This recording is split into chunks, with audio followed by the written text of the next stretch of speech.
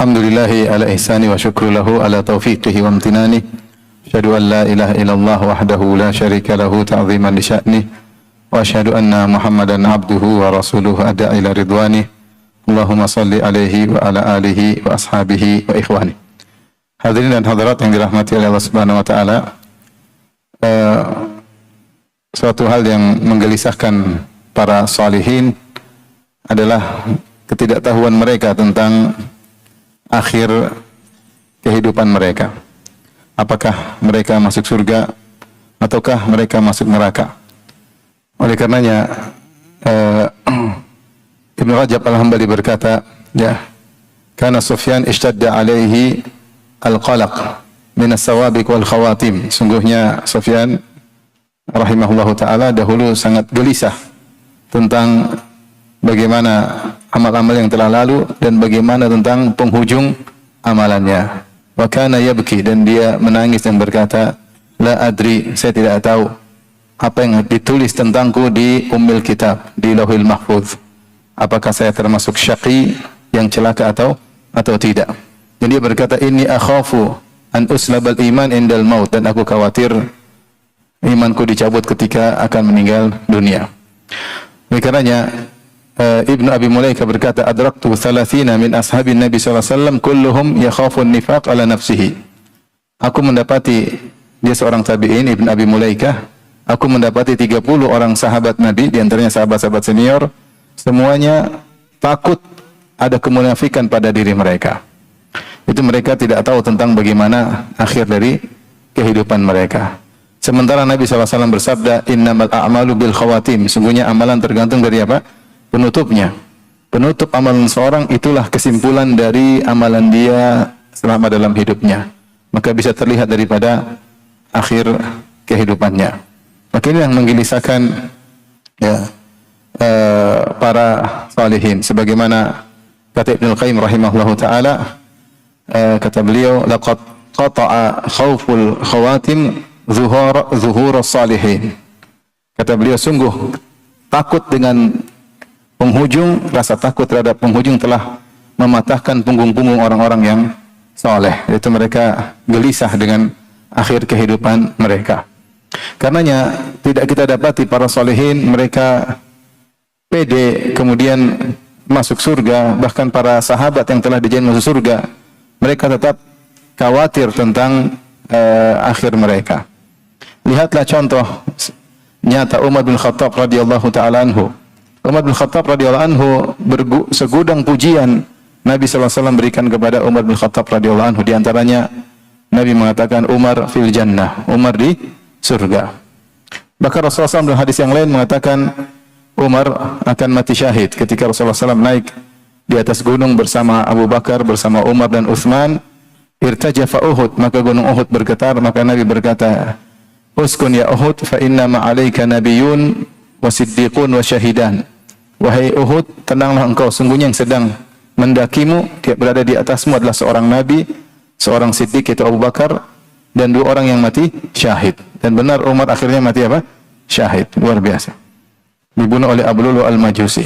Kemudian Nabi SAW bahkan mengatakan, aku di surga, tiba-tiba aku melihat sebuah istana di surga.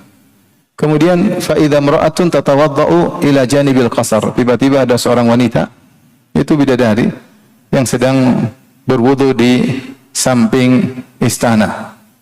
Fakultu, aku bertanya kepada penghuni surga, liman hadzal qasar? Ini istana milik siapa? Maka mereka mengatakan, li Umar bin Al-Khattab. Ini adalah milik Umar bin Al-Khattab. Awallaitu, maka aku pun pergi. Lama tadzakartu ghairataka ya Umar. Aku pun tidak banyak lihat, tidak banyak tengok, aku pergi karena ketika itu aku ingat engkau pun cemburu wahai Umar. Maka Umar berkata, a'alaika aghar ya Rasulullah, apakah aku cemburu kepada engkau ya Rasulullah? Maksudnya Umar mengatakan, masuk aja ya Rasulullah, enggak ada masalah. Aku tidak, kalau sama kamu aku tidak cemburu. Rasulullah bilang, aku lihat surgamu, lihat istanamu, lihat bidadarimu. Tetapi apakah setelah semua berita ini Umar kemudian pede? Ternyata tidak. Nabi yang pernah mengatakan, ya Umar, tidaklah engkau menempuh suatu jalan, ya, illa salaka syaitan fajjan ghaira fajjik. Ma salakta fajjan illa salaka syaitan fajjan ghaira fajjik. Tidaklah engkau melihat satu jalan kecuali setan akan mencari jalan yang lain. Itu Umar. Lagi lewat setan kabur. Kalau sebagian kita lewat setan malah mendekat. Umar luar biasa. Kata Rasulullah SAW, "Lau kana nabiyyun ba'di lakana Umar." Kalau ada seorang nabi setelahku maka dialah Umar. Betapa sering Umar mulham, muhaddas, diberi ilham oleh Allah Subhanahu wa taala, sampai berapa kali dia punya ide, ada yang mengumpulkan sampai 8 kali, ternyata ayat turun sesuai dengan ide Umar bin Khattab radhiyallahu taala anhu. Itu ide Umar ternyata sesuai dengan kehendak Allah Subhanahu wa taala. Luar biasa Umar bin Khattab radhiyallahu anhu. Dan meninggalnya mati syahid ya, mati syahid.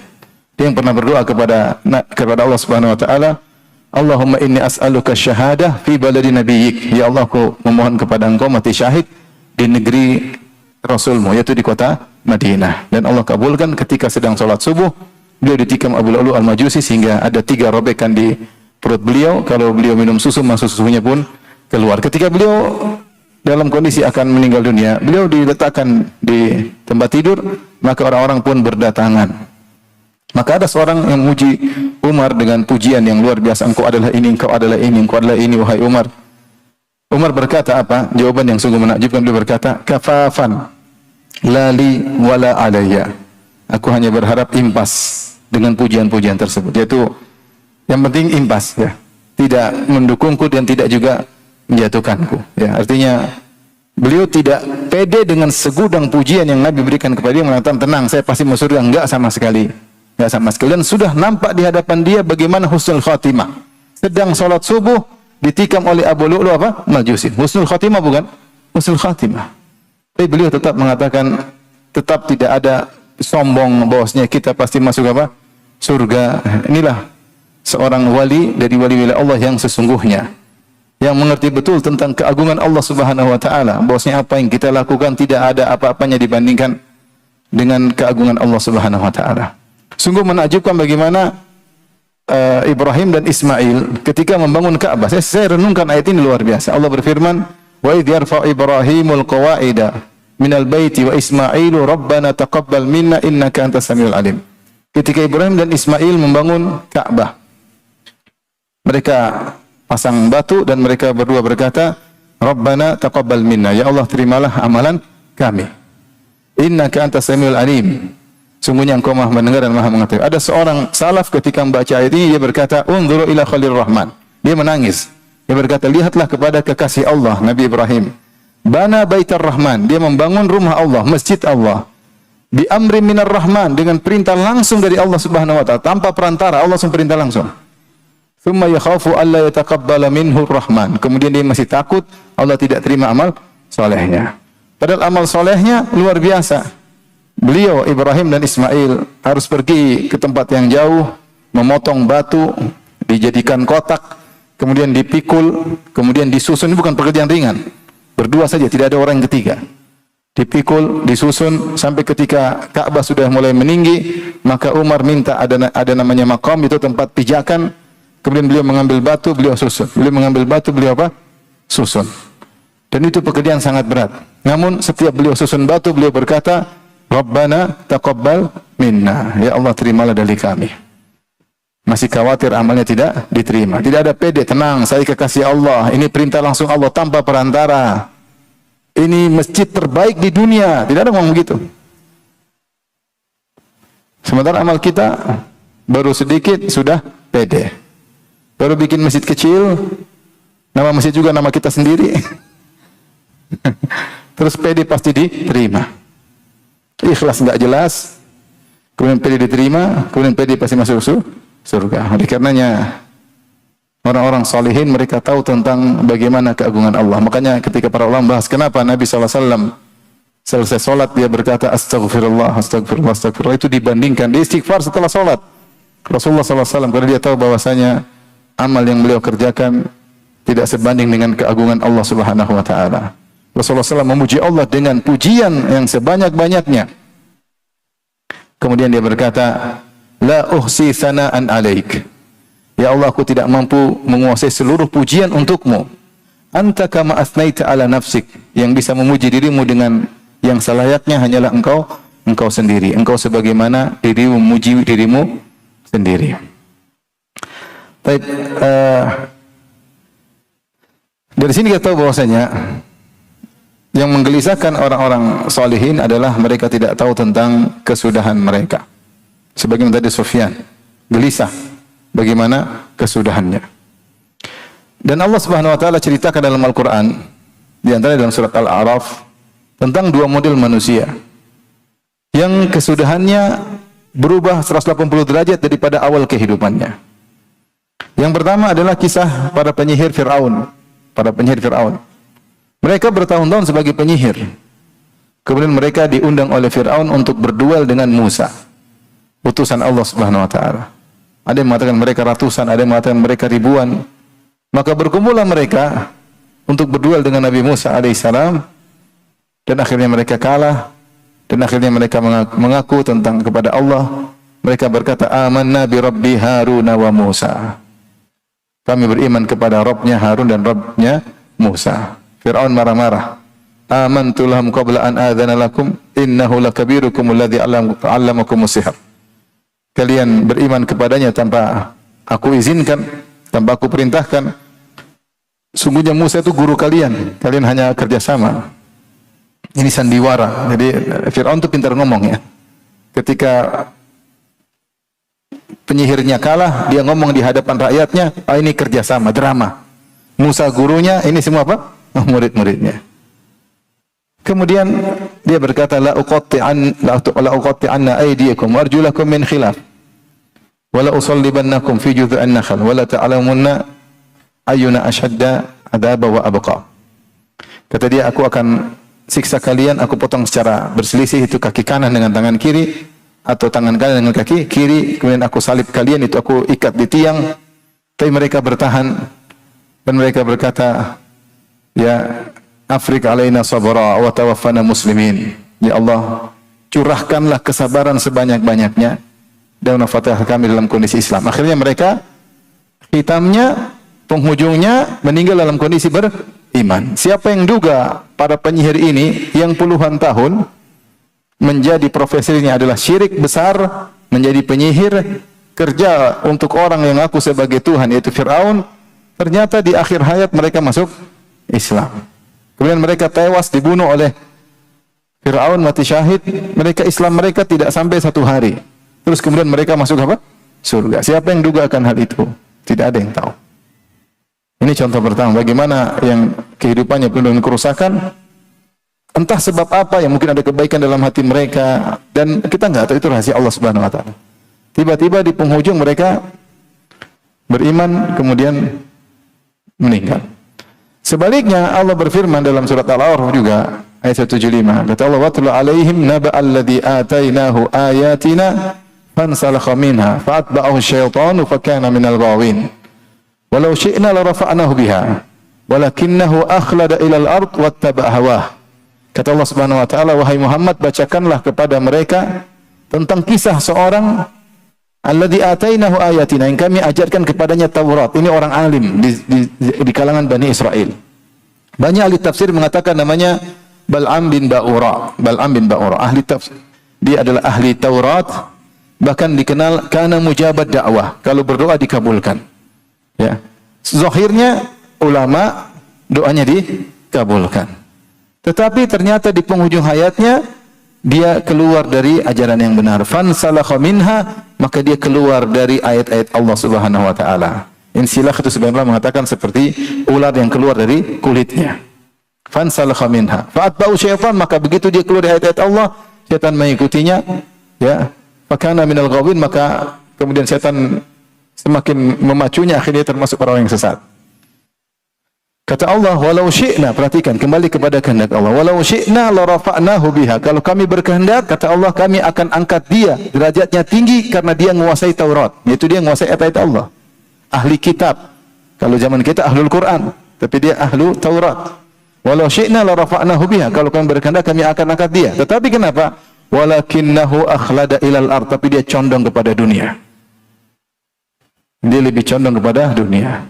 Ternyata ayat-ayat yang dia pelajari, ilmunya tentang Taurat, doanya yang mudah dikabulkan, ternyata tidak menjamin penghujungnya adalah baik. Ya. Walakinnahu akhlada ilal ard wattaba hawah. Maka dia mengikuti, condong kepada dunia dan mengikuti hawa nafsunya. Akhirnya meninggal dalam kondisi murtad. Jadi subhanallah, masalah penghujung seorang tidak ada yang tidak tahu bagaimana penghujung kita nggak tahu. Di depan kita ada contoh, ada orang dulu nakal, kemudian sadar, kemudian apa? Meninggal dengan indah. Saya kenal seseorang, saya baru kenal dia beberapa bulan, sempat main ke rumah. Berdasarkan cerita kawan-kawan, dia juga cerita. Kita Ustaz dulu saya kayak apa, temannya cerita. Dia dulu pokoknya kacau lah. Pokoknya sana kesini, dunia malam. Tiba-tiba dia naik mobil, kemudian kecelakaan. Dan orang-orang menyangka dia bakalan mati. Ternyata masih hidup. Masih hidup, dirawat, masuk ICU, sampai akhirnya dia pun sehat tapi tidak normal karena tulang punggungnya ini rusaklah, tangannya lumpuhlah, sampai kalau ketemu dia tangannya lumpuh. Kemudian dia ngaji, subhanallah. Setelah dia kena kecelakaan, dia ngaji, ikut pengajian, bikin pengajian di rumahnya, bahkan pernah main ke rumah saya juga. Kalau nggak salah Ramadan kemarin dia sakit, akhirnya dia baru dapat hidayah, baru mungkin saya lupa setahun atau kurang lebih lah, nggak lama. Kemudian Ramadan sakit, meninggal dunia, subhanallah. Dari tadinya dalam kehidupan gelap malam, kena kecelakaan, kemudian sembuh sedikit, kemudian konsentrasi mengaji, kemudian apa? Meninggal. Mungkin orang kalau lihat dia masa lalunya, ini nggak bakalan bisa apa? Bisa dapat hidayah. Tapi ternyata nyata. Dan meninggal dalam kondisi husnul apa? Khatimah di bulan Ramadan. Seingat saya lagi iktikaf di Masjid Nabawi, 10 hari terakhir dia meninggal. Jadi kita nggak tahu nasib seseorang. Saya juga pernah ngisi pengajian, tahu-tahu ada seorang ibu ikut pengajian, bilang, Ustadz ini si Fulana, artis terkenal dulu. Wah, saya terkenal dulu artis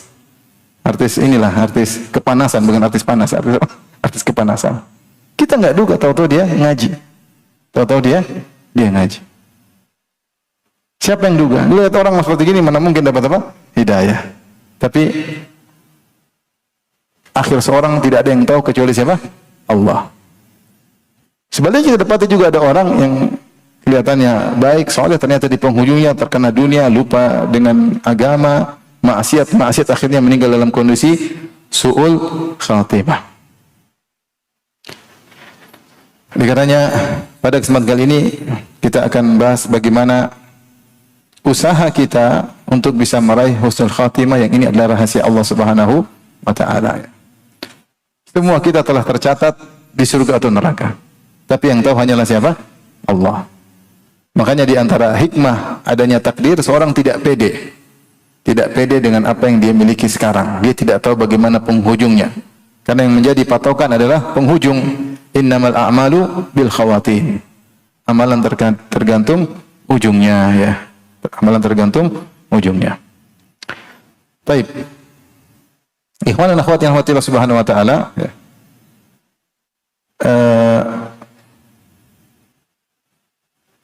Apa yang dimaksud dengan husnul khatimah? Husnul khatimah itu seorang sebelum meninggal dia beramal soleh, bertobat kepada Allah, kemudian meninggal.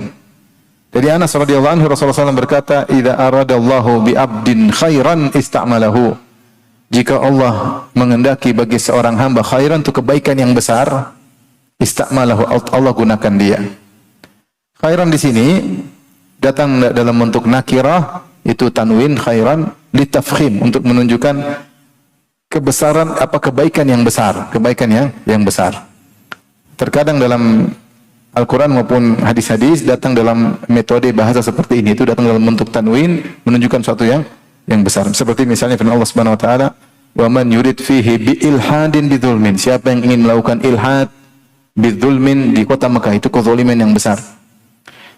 Contoh juga dalam hadis Rasulullah SAW bersabda, "Man yuridillahu bihi khairan yufaqihu fiddin." Siapa yang Allah ingin baginya khairan, khairan di sini maksudnya litafkhim, yaitu kebaikan yang besar, maka Allah akan bikin dia faqih dalam agama. Ya, faqih dalam agama. Contoh juga seorang berkata jazakallahu khairan. Maksudnya, ya Allah, semoga Allah memberi engkau balasan dengan kebaikan yang besar. Khairan di sini maksudnya kebaikan yang besar. Maka seorang kalau ada orang buat kebaikan, dia ucapkan apa? Jazakallahu khairan. Jangan bilang jazakallah saja. Orang Indonesia suka ngeringkas-ngeringkas. Jazakallah, semoga Allah membalasmu. Balas apa ya, akhi? Pembalasan banyak. Lengkap jawabannya. Jazakallahu apa? Khairan. Khairan di sini maksudnya kebaikan yang besar. Sama seperti dalam hadis ini, idza aradallahu bi 'abdin khairan ista'malahu. Jika Allah menghendaki kebaikan yang besar bagi seseorang, maka Allah akan menggunakannya. Maka para sahabat bertanya, kaifa yasta'miluhu ya Rasulullah? Apa maksudnya Allah menggunakannya? Qala yuwaffiquhu li amalin salih qabla al-maut. Ya Allah beri taufik kepada dia untuk beramal saleh sebelum dia meninggal dunia. Allah membuat dia di akhir hayatnya semakin fokus amal saleh, semakin konsentrasi untuk amal saleh. Kalau dia dulu pelaku maksiat, di akhir hayatnya dia sibuk melakukan amal saleh. Kalau dia asalnya suka beramal saleh, semakin dia terpacu untuk beramal saleh. Kemudian dia meninggal dunia. Ini namanya husnul khatimah. Husnul khatimah intinya adalah seorang meninggal dalam kondisi menjalankan ketaatan kepada Allah Subhanahu wa taala. Husnul khatimah. Sedang salat meninggal dunia, insyaallah ini husnul khatimah. Sedang menyambung silaturahmi, husnul khatimah.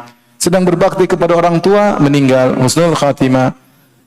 Sedang haji, sedang umrah, meninggal, husnul apa? Khatimah. Ini sedang beramal saleh, ya. Sedang beramal saleh, sedang membantu orang lain, kemudian meninggal dunia. Ini namanya husnul khatimah. Lawannya su'ul khatimah, yaitu kesudahan yang buruk, yaitu meninggal dalam kondisi sedang bermaksiat. Sedang bermaksiat, sedang berzina, meninggal dunia, ya. Sedang nyanyi-nyanyi, joget-joget, kemudian meninggal dunia. Dulu ada sempat klip, entah beberapa, mungkin 10 tahun yang lalu ya. Sempat klip tersebar tentang orang joget-joget, kemudian meninggal, dengar musik, joget-joget, meninggal apa? Dunia. Semua orang yang lihat fitrahnya tidak ingin mati seperti itu. Ada yang mau mati seperti itu? Ada yang mau mati enggak? Joget-joget, dengar musik, organ tunggal, kemudian tewas. Ada yang mau? Enggak ada. Meskipun yang mengatakan musik halal pun dia tidak mau mati seperti itu. Ini maksudnya fitrah, saya bicara fitrah. Orang yang mengatakan musik halal pun tidak mau dia mati dalam kondisi apa? Demikian. Lagi joget-joget apa? Ya. Dan banyak ya orang lagi berzina, meninggal, lagi main judi, ada yang lagi main judi, lagi pegang joker, kemudian mati dalam kondisi kaku, joker di tangannya. Allahu akbar. Waliyadzubillah. Ibnu Qayyim menyebut banyak contoh. Ada yang meninggal disuruh la ilaha illallah malah nyanyi. Suruh bilang la ilaha illallah dia enggak bisa. Dia sudah terbiasa apa? Nyanyi. Apa yang memenuhi hatinya itu yang keluar di penghujung hayatnya. Itu yang keluar di penghujung apa? Hayatnya. Dan siapa yang meninggal dalam kondisi bermaksiat kepada Allah, maka itu su'ul apa? Khatimah. Su'ul khatimah. Jadi mudah. Su'ul khatimah meninggal dalam kondisi bertakwa, su'ul khatimah meninggal dalam kondisi bermaksiat kepada Allah Subhanahu wa taala. Baik. Kiat-kiat meraih husnul khatimah. Ada beberapa kiat-kiat yang mungkin kita usahakan bersama, karena kita semua tidak ada yang tahu tentang penghujung hayat kita. Enggak ada yang tahu. Kita enggak tahu bagaimana penghujung kita. Kita enggak tahu amal soleh kita terima atau tidak. Kita selalu bainal khauf war raja, antara takut dan berharap. Yad'unana raghaban wa rahaban. Mereka para nabi berdoa kepada kami, beribadah kepada kami dalam berharap dan cemas, berharap dan cemas kita. Oleh karenanya kita konsen berharap agar Allah menganugerahkan kepada kita husnul apa? Khatimah. Di antara doa pertama yang berusaha agar kita bisa husnul khatimah, berdoa kepada Allah Subhanahu wa taala. Ini yang paling saya rasa sebab terbaik. Adalah berdoa kepada Allah Subhanahu wa taala. Di antara doa-doa yang dianjurkan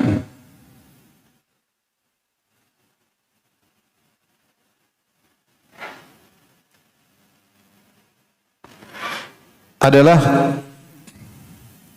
kita berdoa sebagaimana doanya Nabi Yusuf. Ya. tawaffani musliman wa alhaqini bis salihin. Tawaffani musliman wa alhaqini bis salihin. Ya Allah, wafatkan aku dalam kondisi Islam dan susulkan aku dengan orang-orang saleh. Nabi Yusuf alaihissalam mengucapkan doa ini kapan? Di puncak kesuksesannya. Setelah dia melalui berbagai macam ujian. Setelah dia terpisahkan oleh ayahnya, ada yang mengatakan 15 tahun, ada yang mengatakan 40 tahun, ada yang mengatakan 80 tahun. Akhirnya dia bertemu sementara dia sebagai seorang bangsawan yang penduduk Mesir tunduk kepadanya. Maka dia berkata, Rabbi qad ataitani minal mulki wa 'allamtani min ta'wilil ahadits. Fatiras samawati wal ardi anta waliyyi fid dunya wal akhirah. Tawaffani musliman wa alhiqni bis salihin. Dia mengatakan, ya Rabbku, Engkau telah memberikan kepadaku kekuasaan. Engkau berikan kekuasaan. Yang dulu aku ada tinggal di Palestina, tinggal di kampung, tidak punya apa-apa, miskin. Sekarang Engkau berikan aku apa? Kekuasaan. Rabbi qad ataitani minal mulki wa 'allamtani min ta'wil ahadits. Dan Engkau juga telah berikan kepadaku keanugerah, yaitu mampu mentakwil mimpi. Kalau Nabi Yusuf mentakwil mimpi 100% benar. Tidak ada salahnya sama sekali. 100% apa? Benar. Ini diantara mukjizat Nabi Yusuf alaihissalam. Kalau nafsir mimpi 100% benar. Fatiras samawati wal ard. Engkau adalah pencipta langit dan bumi. Anta waliyyi fid dunya wal akhirah. Engkau adalah penolongku, pengurusku di dunia dan akhirat. Kemudian beliau berdoa, tawaffani musliman wa alhiqni bis salihin. Wafatkanlah aku dalam kondisi Islam, yaitu wafatkanlah aku dalam kondisi husnul khatimah. Dalam kondisi menyerahkan segala urusan kepadamu, musliman. Wa alhaqini bis salihin, dan susullah aku dengan orang-orang saleh. Di puncak ketakwaannya, dia tetap minta untuk usul apa? Khatimah. Di puncak ketakwaannya tidak pede. Tenang, saya pasti masuk surga. Tenang, saya pasti masuk surga. Enggak. Dia tetap berdoa, tawaffani musliman. Ya Allah, wafatkanlah aku dalam kondisi Islam. Dan ini diantara doa agar wafat dalam kondisi husnul khatimah. Di antaranya doa yang diajarkan oleh Nabi sallallahu alaihi wasallam, Allahumma inni as'aluka fi'lal khairat wa tarkal munkarat wa hubbal masakin wa an taghfir wa tarhamani wa idza aradta fitnatan fi qaumin faqbidni atau fatawaffani ghairu maftun. Dalam beberapa lafaz. Yaitu Nabi Muhammad SAW berdoa, Allahumma inni as'aluka fi'lal khairat. Ya Allah, aku mohon kepada Engkau melakukan kebajikan-kebajikan. Wa tarkal munkarat, dan untuk meninggalkan perkara-perkara yang mungkar. Wa hubbal masakin, dan agar aku mencintai, menyayangi orang-orang yang miskin, yang susah hidup mereka. Wa anta ghufirali wa tarhamani, dan agar Engkau mengampuniku dan menyayangiku. Wa idza aradta fitnatan fi qaumin faqbidni ghairu maftun. Jika kau ingin fitnah pada suatu kaum, maka cabutlah nyawaku tanpa terfitnah. Ini poinnya. Wa idza aradta bi ibadika fitnatan faqbidni ilaika minha ghairu maftunin. Faqbidni ilaika minha ghairu maftun.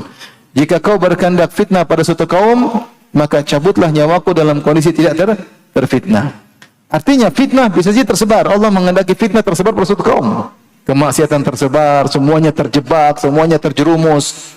Fitnah ini, fitnah anu, banyak fitnah. Maka ya Allah, kalau kau ingin tersebarnya fitnah pada suatu kaum, selamatkanlah aku dari antara kaum tersebut, agar aku meninggal dalam kondisi tidak terfitnah. Itu Allah jaga dia.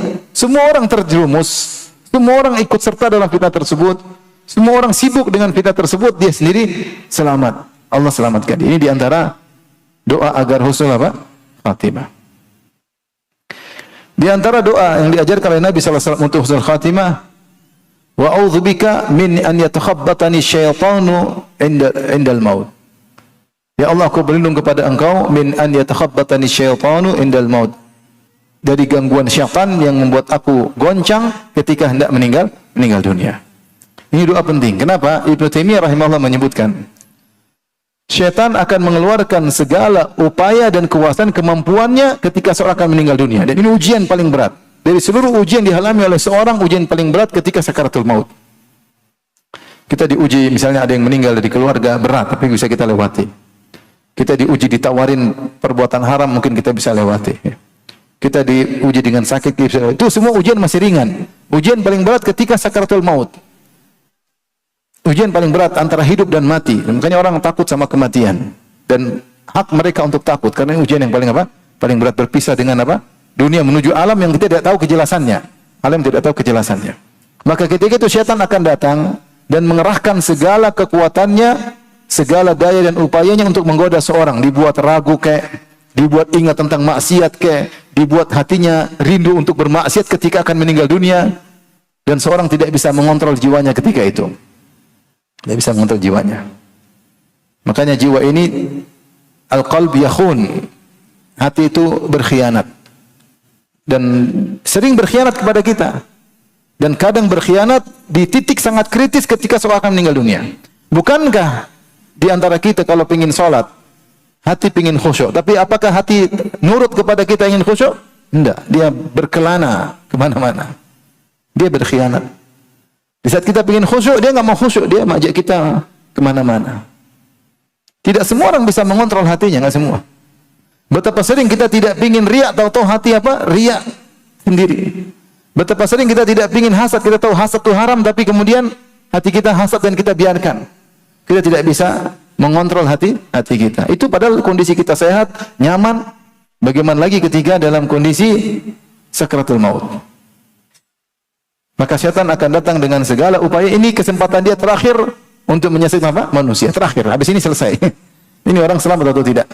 Maka kita tidak lihat, tapi kita tahu apa yang bergejolak dalam hati orang tersebut. Dibuat ragu, dibuat memikirkan maksiat, dibuat macam-macam. Maka di antara doa Nabi, wa'udzubika min an yatakhabbatani syaitanu 'indal maut. Ya Allah, aku berlindung kepada Engkau dari gangguan syaitan yang menggoncangku ketika aku akan meninggal dunia. Atau kita baca doa dengan bahasa biasa. Allahumma inna as'aluka husnal khitam. Allahumma inna as'aluka husnal khitam. Ya Allah, aku mohon kepada Engkau kesudahan yang indah. Di antara doa yang juga yang saya anjurkan agar kita mendapat husnul khatimah, kita berdoa, Allahumma ahsin aqibatana fil umuri kulliha wa ajirna min khizyid dunya wa adzabil akhirah. Ini doa sering diulang. Allahumma ahsin aqibatana, yaitu ya Allah, indahkanlah atau baikilah kesudahan kami fil umuri kulliha, dalam segala urusan, di antaranya urusan kehidupan kita. Ini doa sangat penting karena dalam dunia ini banyak sekali urusan ngurusin keluarga, ngurusin anak, ngurusin usaha, ngurusin dakwah, ngurusin tetangga, ngurusin yayasan, banyak sekali urusan dan sering ada hambatan-hambatan, ujian-ujian. Tapi kita hanya berdoa, ya Allah, apapun ujiannya, endingnya happy ending. Apapun ujian yang kita hadapi, kita ingin ujungnya apa? Indah. Itu doanya, Allahumma ahsin aqibatana fil umuri kulliha. Ya Allah, indahkanlah kesudahanku dalam segala urusanku. Apapun yang kita jalani, mungkin susah, mungkin berat, mungkin lepas kontrol ke kanan, ke kiri. Tapi kalau kita serius doa dengan doa ini, pasti ujungnya indah, ujungnya lurus kembali. Kadang kita nggak tahu bagaimana apa yang kita lakukan. Hari permasalahan kita bingung melakukannya. Kita berdoa, Allahumma ahsin aqibatana fil umuri kulliha. Ya Allah, indahkanlah kesudahanku dalam segala urusanku. Di antaranya kehidupanku agar meninggal dalam kondisi husnul khatimah. Di antara doa yang saya sering dengar, doanya indah dari para imam di Masjid Nabawi, di Masjid Haram juga. Mereka berdoa, Allahumma ja'al khair a'malina khawatimaha. Allahumma ja'al khair a'malina khawatimaha wa khair a'marina akhiraha wa khair ayyamina yawman alqaq. Maknanya, ini doa sepertinya Allah alam pada ada sunnahnya atau tidak apa, tapi ini doa indah, secara makna dia indah. Allahumma ja'al khair a'malina khawatimaha. Ya Allah, jadikanlah amal kami yang terbaik penutupnya. Itu jadikanlah penutup amalan kami, amalan yang terbaik. Kalau kami sudah baik, puncakkanlah amalan kami terbaik, terus kami meninggal. Itu kami meninggal di puncak-puncak amal yang terbaik. Allahumma ja'al khair a'malina khawatimaha. Jadikanlah amalan terbaik kami adalah penutup dari amalan kami. Waj'al khair a'marina akhirah. Dan jadikanlah umur kami yang terbaik adalah umur yang paling ujung. Di saat umur semakin bertambah, semakin baik. Semakin bertambah umur, semakin bertambah usia, semakin konsentrasi ke akhirat. Bukan semakin mikir dunia. Enggak. Semakin konsentrasi ke akhirat. Semakin banyak beramal. Waj'al khairu ayyamina yauman nalqaq. Dan jadikanlah hari terbaik bagi kami adalah hari ketika bertemu dengan engkau. Ini doa-doa, maksud saya, kita sering baca doa seperti ini agar diberikan husnul apa? Khatimah. Ini ikhtiar pertama yang bisa kita lakukan, atau usaha sebab yang pertama bisa lakukan agar bisa mendapatkan husnul khatimah. Baik, yang kedua,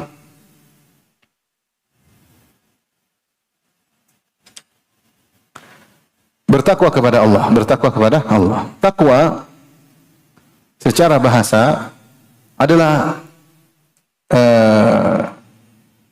penghalang. Ya. Penghalang. Jadi kalau dikatakan takwa, maknanya anta ja'al bainaka wa baina adzabillahi wiqayah. Engkau mengambil penghalang antara engkau dengan azab Allah. Itu azab Allah ingin menyerang tapi kau menghalanginya. Itu namanya takwa, ya. Takwa. Ya. Seperti dalam seorang penyair berkata, saqatan nasifu wa lam turid isqatahu. Fatanawalathu wa taqatna biyadi.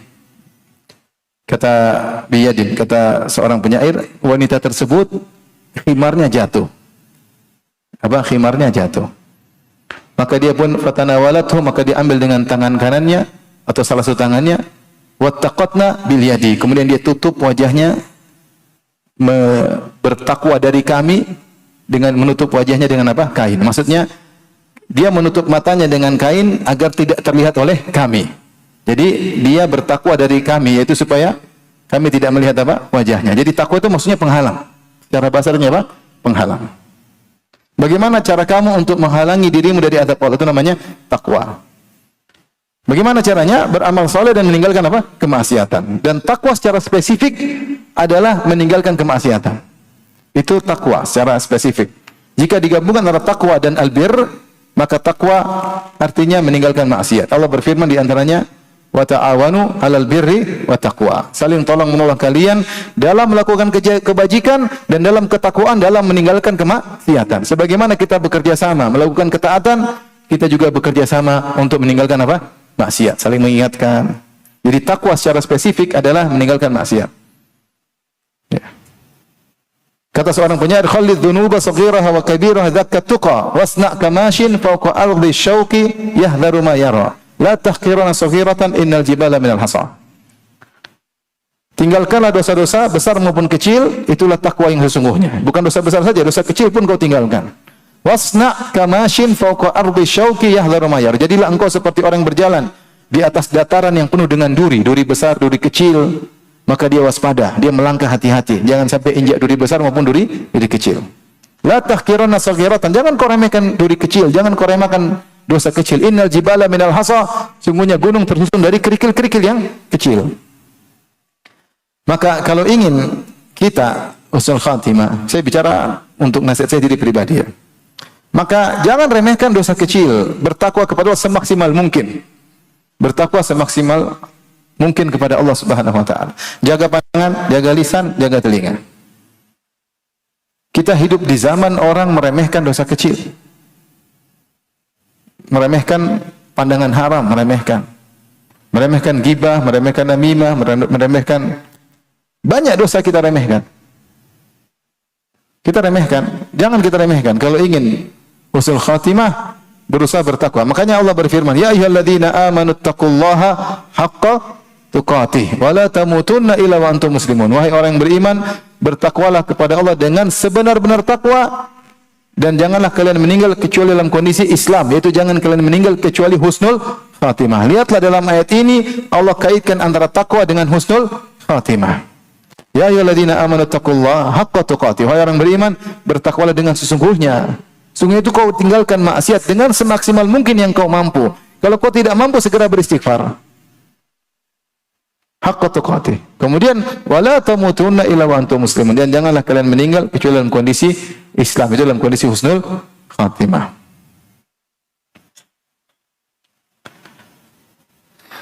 Jadi ini yang perlu perlu kita perhatikan, bertakwa kepada Allah Subhanahu wa taala. Terutama ketika dalam kondisi nyaman, dalam kondisi sehat. Ini nasihat dari Ibnu Katsir. Ibnu Katsir berkata tentang ayat ini, beliau berkata, "Hafidhu 'alal islami fi hali sihhatikum wa salamatikum litamutu alaihi." Jagalah Islam kalian dalam kondisi kalian sedang sehat dan dalam kondisi sedang selamat. Supaya apa? Supaya kalian meninggal di atas Islam. Wala tamutunna illa wa antum muslimun. Jadi dia menafsirkan ayat ini. Ya ayyuhalladzina amanu taqullaha haqqa tuqatih wa la tamutunna illa wa antum muslimun. Wahai orang beriman, bertakwalah sungguhnya dan jangan meninggal kecuali dalam kondisi Islam. Maksudnya apa? Ketika kalian masih sehat, masih selamat, ya, fisik masih bisa beraktivitas, maka jagalah Islam kalian. Agar kalian meninggal di atas Islam tersebut. Sebagaimana kalian ketika nyaman, ketika sehat, kalian selalu menjaga Islam kalian. Kenapa? Fa innal karima qad ajra adatuhu bi karamihi annahu man 'asha 'ala syai' mata 'alaihi. Karena Allah yang Maha Baik atau yang Maha Mulia telah menjalankan sunnatullahnya, yaitu tradisinya dan aturannya. Siapa yang biasa hidup dengan di atas sesuatu gaya hidup, suatu style kehidupan, maka dia akan meninggal dengan gaya tersebut, dengan kebiasaannya. Wa man mata 'ala syai'in bu'itsa 'alaihi, dan siapa yang meninggal dalam suatu kebiasaan yang baik, dia akan dibangkitkan di atas kebiasaannya tersebut.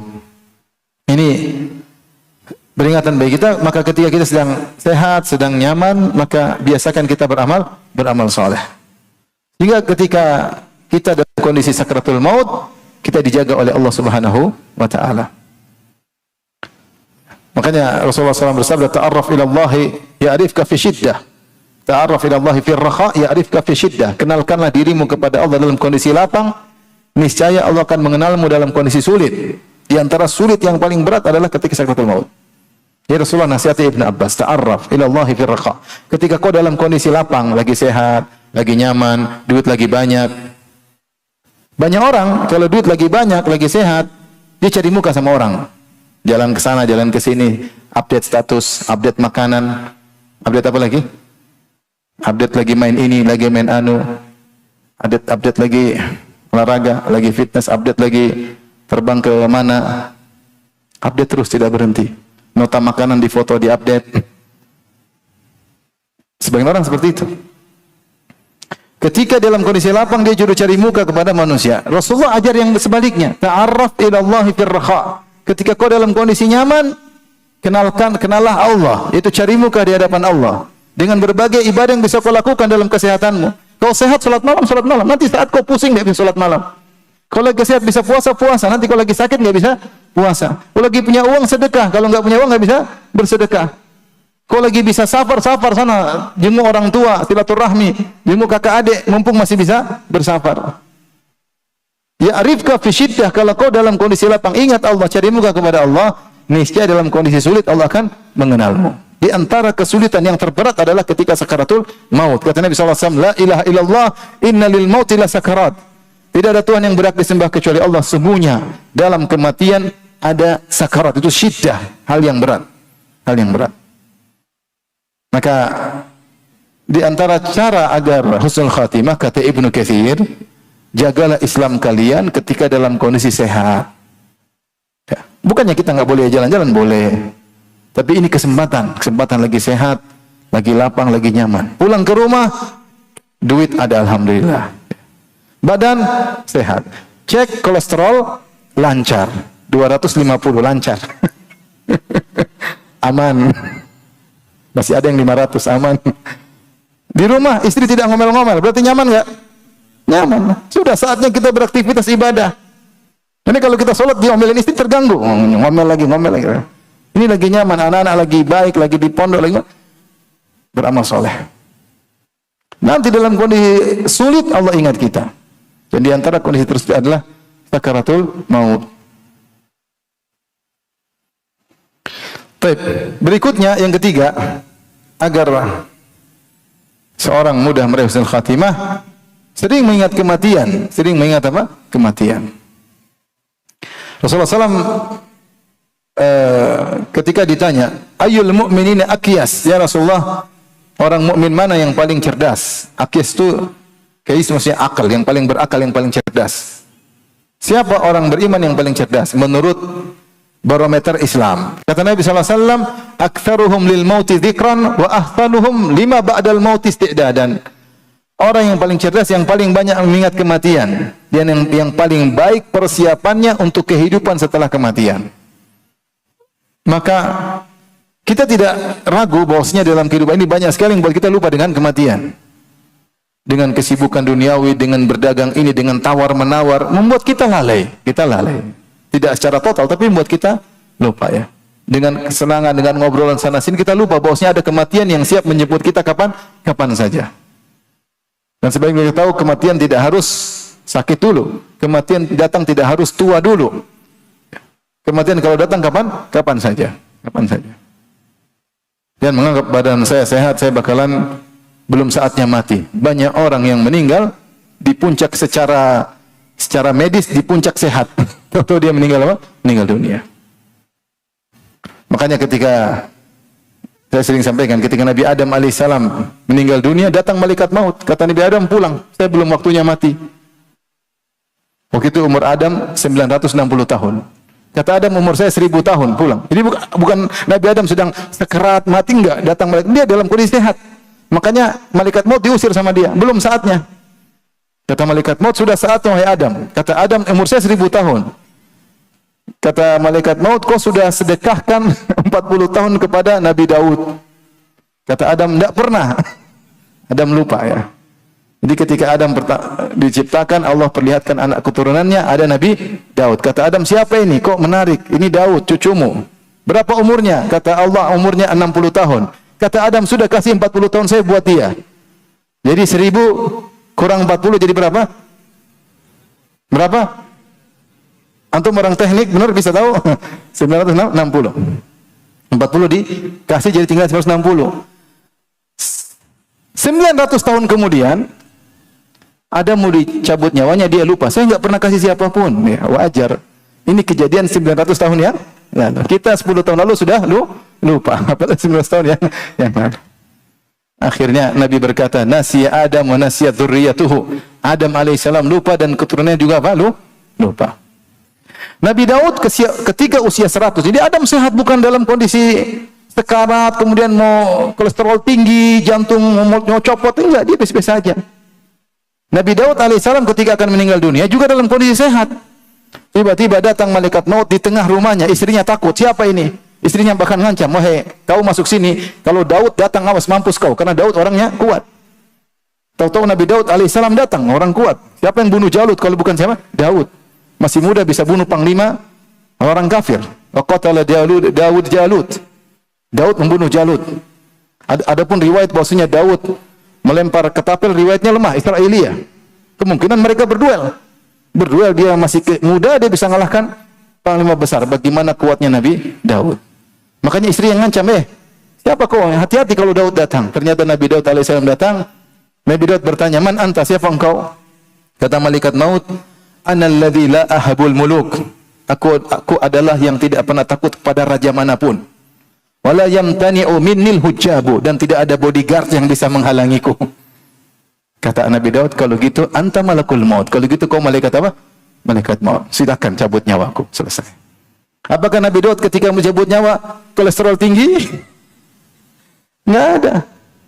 Periksa gagal ginjal, enggak ada. Lagi sehat-sehatnya, lagi kuat-kuatnya, dicabut nyawanya. Dan itu mungkin menimpa sebagian orang di zaman kita ini. Lagi sehat-sehat, lagi lari, lagi tahu-tahu meninggal. Kalau meninggal katanya kena serangan jantung. Kenapa jantungnya berhenti? Ya kalau udah mati jantungnya pasti apa? Berhenti.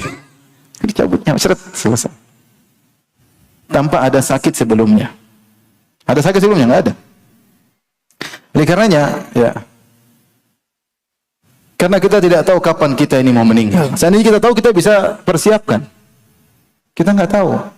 Oleh karenanya ketika tidak tahu kapan kita meninggal, kita harus sering ingat-ingat agar kita bagus persiapan. Siapa yang sering ingat kematian, dia pasti persiapannya lebih banyak. Yang cuek, dia merasa dirinya umur panjang, dia tidak akan persiapan.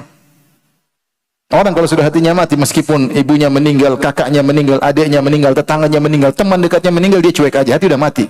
Dia merasa dia akan hidup apa? Hidup lama. Ingat, kematian datang tidak harus sakit dan tidak harus tua. Ya, tidak harus sakit, tidak harus tua. Makanya para ulama mengatakan, siapa yang selalu ingat kematian akan diberi anugerah dengan 3 anugerah. Yang pertama adalah semangat dalam beramal soleh. Yang kedua, segera bertobat. Yang ketiga, qanaah. Ini ciri orang yang persiapan untuk kematian. Selalu beramal soleh, selalu bertobat kepada Allah, yaitu tidak menunda-nunda amal soleh. Bertobat kepada Allah dan qanaah. Dan siapa yang lupa dengan kematian, dia akan diberi 3 hal yang buruk. Pertama, taswif, nunda-nunda amal soleh, nanti aja, besok saja, bulan depan saja. Nanti. Karena dia merasa umurnya masih panjang. Dia tidak ingat kematian. Yang kedua, ya, dia menunda taubat. Kalau maksiat, nanti aja taubatnya, nanti aja. Karena dia merasa dia bakalan apa? Masih hidup. Ini ciri-ciri orang tidak ingat kematian. Yang ketiga, tidak qanaah. Selalu ingin dunia lebih banyak. Tidak qanaah dengan yang dia ada. Allah sudah kasih kebutuhan, kecukupan, masih pingin lagi. Beda kalau kamu punya kebutuhan, beda. Saya harus, misalnya harus beli ini lagi. Kenapa? Beli kendaraan lagi buat anak saya mau kuliah, butuh kendaraan. Tidak apa-apa, kita cari untuk kepentingan anak-anak. Tapi ini sudah ada, nambah lagi di luar daripada kebutuhan. Nah, ini contoh tidak ingat kematian. Di luar dari kebutuhan. Kalau butuh nggak ada masalah. Kita ditanya, dihisap oleh Allah bisa jawab. Saya memang ada perlu. Tapi kalau kita nggak perlu, kita beli, itu namanya kamu siap nekat untuk dihisap.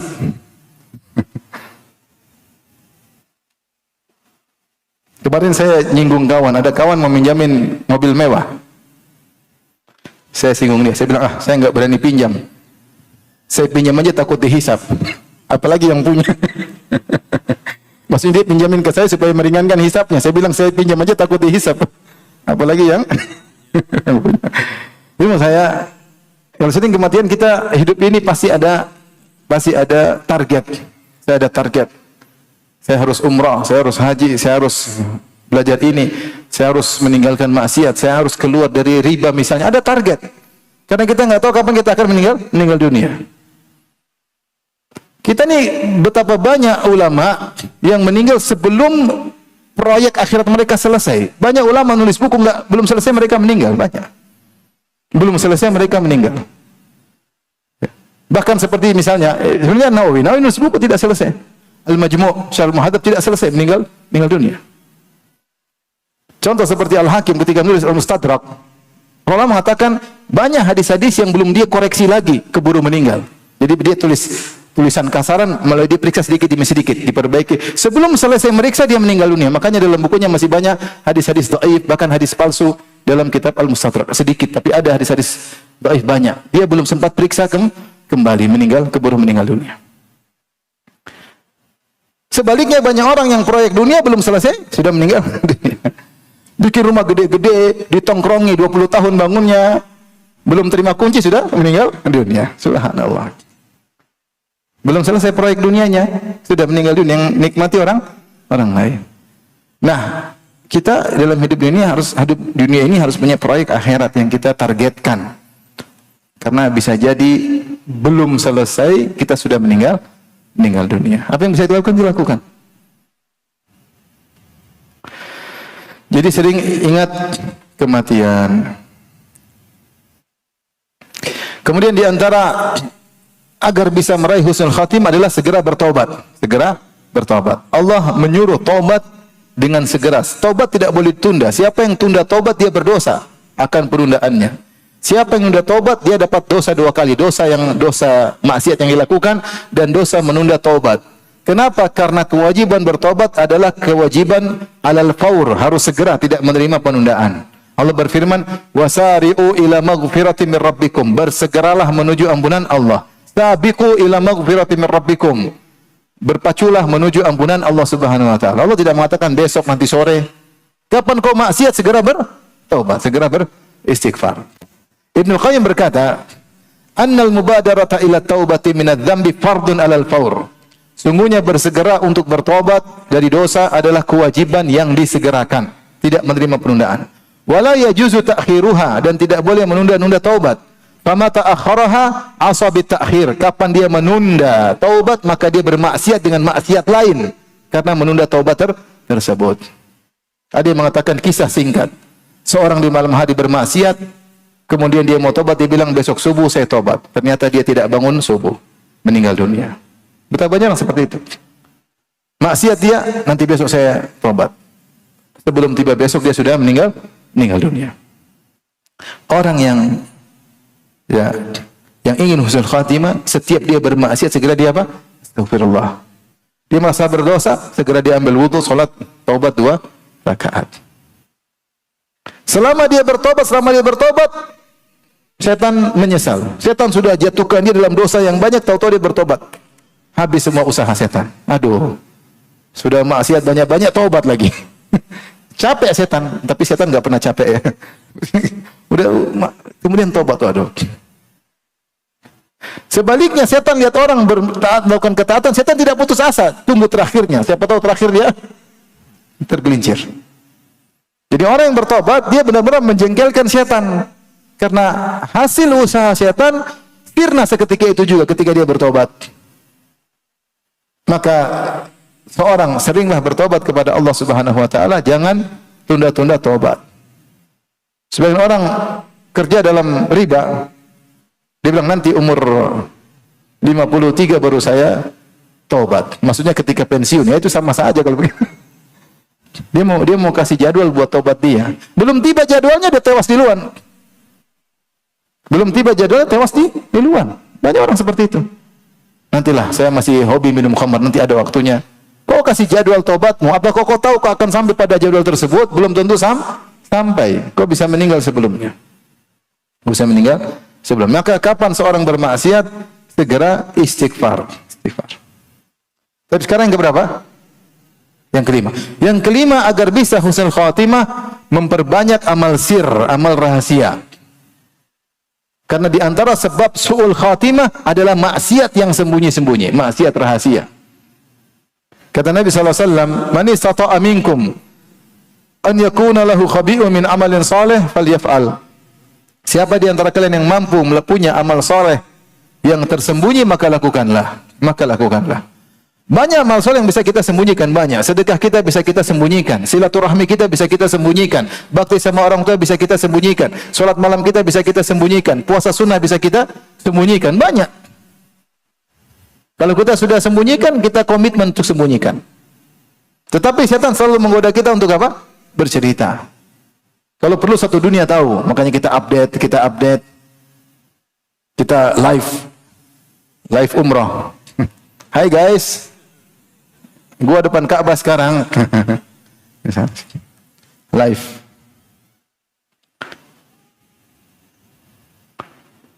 Di antara hal yang memudahkan untuk husnul khatimah adalah menyembunyikan amal saleh. Sebaliknya, yang punya amal maksiat yang tersembunyi, maka itu bisa menjerumuskan dalam su'ul khatimah. Makanya Rasulullah SAW bersabda, "Inna ahadakum la ya'malu bi amali ahli jannah hatta ma yakunu bainahu wa bainaha illa dhira'. Fa yasbiqu 'alaihi al-kitab fa ya'malu bi amali ahli an-nar fa yadkhuluha."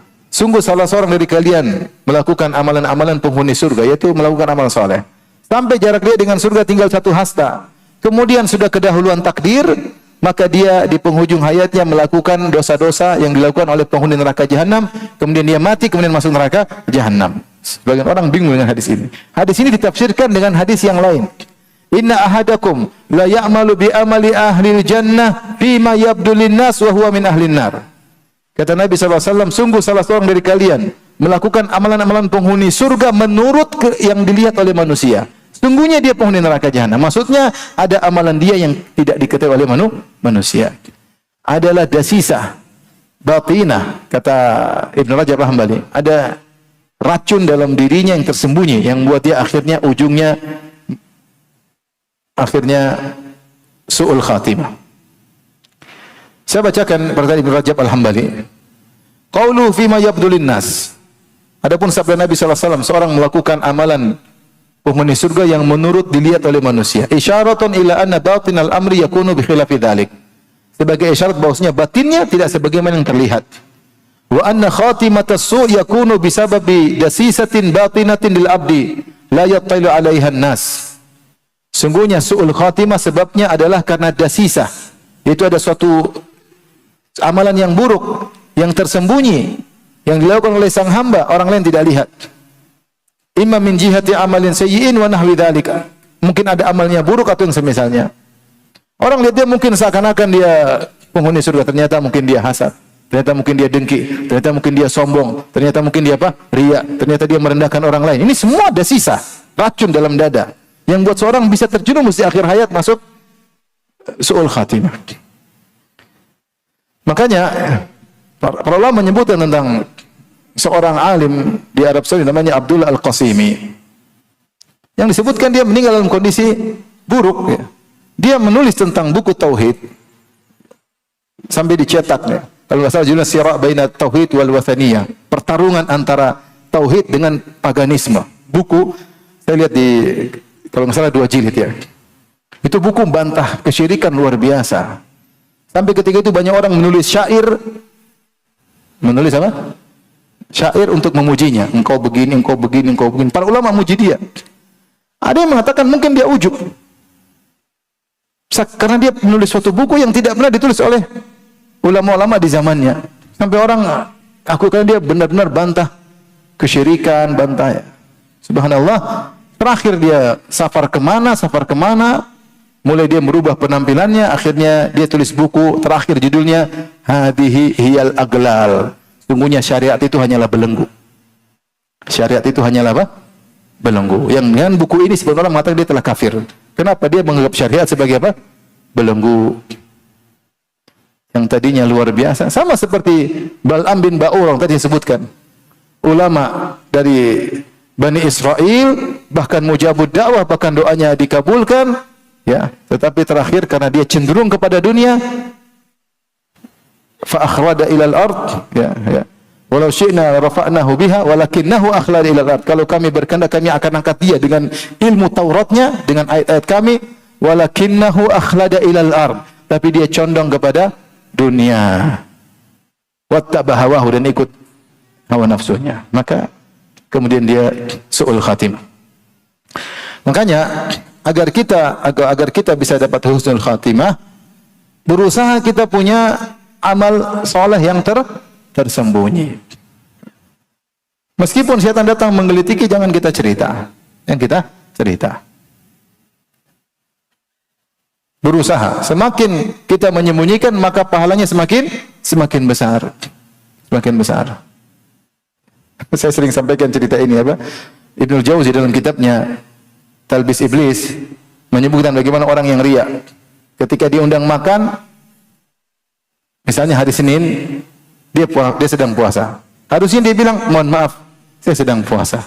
Oke, biasa. Makan, aduh, mohon maaf, saya sedang puasa. Ini jawaban normatif. Tapi jawabnya nggak gitu. Dia bilang, hari apa ini ayo? Hari apa ini? Hari Senin. Kalau hari Senin gimana? Oh iya, lupa. Jadi dia ingin mengesankan kebiasaan saya adalah setiap Senin Kamis selalu berpuasa. Ini parah seperti ini. Parah. Kata Ibnu Jauzi, ini contoh orang. Seharusnya dijawab sederhana aja. Maaf, saya lagi puasa. Apa puasa apa? Puasa Syawal tahu? Puasa Qadha. Dia lagi puasa ya. Tetapi dia ingin mengesankan inilah kebiasaan dia, maka dia ingin menunjukkan dengan cara dia. Ketika ditanya makan, kata hari apa ini? Hari apa ya? Oh iya, hari Senin. Nah, kalau hari Senin apa? Oh iya. Jadi orang yang mendengar terkesan dia selalu. Ini berarti dia menunjukkan amal soleh yang dia sembunyikan. Kalau dia berkata saya sedang puasa, belum tentu orang tahu dia tiap hari apa? Puasa. Tapi kalau dia bilang ini hari apa? Berarti dia selalu berpuasa. Itu namanya menunjukkan amal soleh. Antum hati-hati. Setan punya banyak cara untuk antum pamer amal soleh antum. Banyak sekali cara. Banyak sekali caranya. Baik, jadi agar bisa meraih husnul khatimah, sering-seringlah menyembunyikan amal soleh.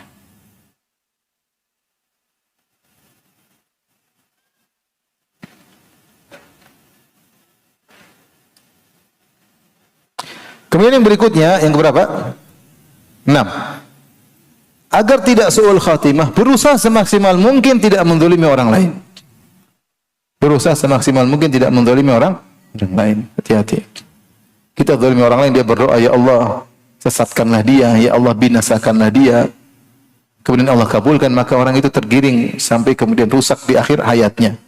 Jangan pernah meremehkan apa? Kezaliman. Nabi bersabda, wattaqi da'watal mazlum fa innahu laisa bainahu wa bainallahi hijab. Fattaqi da'watal mazlum fa innahu laisa bainahu wa bainallahi hijab. Takutlah kalian kepada doa orang yang zalimi. Sungguhnya tidak ada penghalang antara doa tersebut dengan Allah Subhanahu wa taala.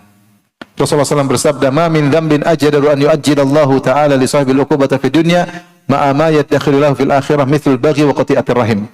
Tidak ada dosa yang paling layak untuk Allah segerakan hukumannya di dunia beserta dengan hukuman yang Allah sisakan di akhirat, seperti dosa al-baghyu, itu menzalimi orang lain, wa qati'atir rahim, dan berbuat pemutuskan silaturahmi.